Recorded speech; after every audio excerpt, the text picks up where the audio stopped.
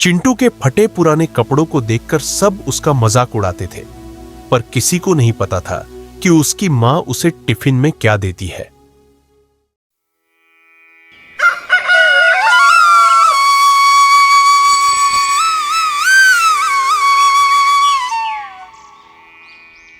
कहानी की शुरुआत होती है राजपुर नाम के कस्बे से, जहां चिंटू अपनी मां सावित्री के साथ रहता था।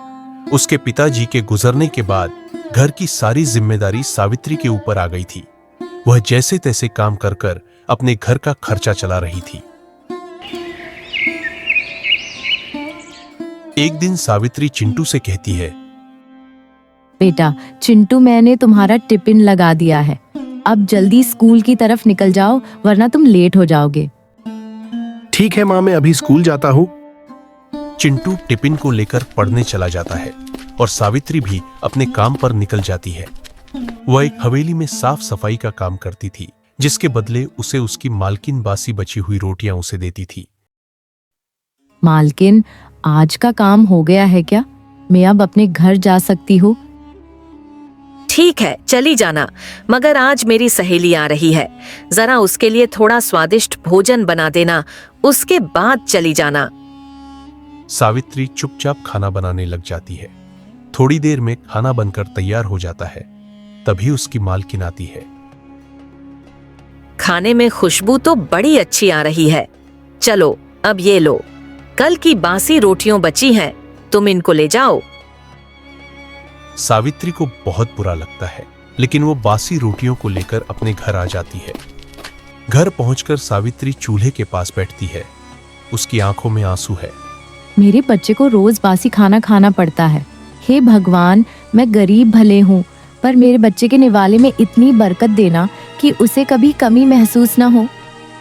सावित्री रोटियों को साफ कपड़े से पोंछती है और उन पर थोड़ा सा घी और शक्कर छिड़कती है। जैसे ही वह दुआ पड़ती है, टिफिन में एक हल्की चमक आती है।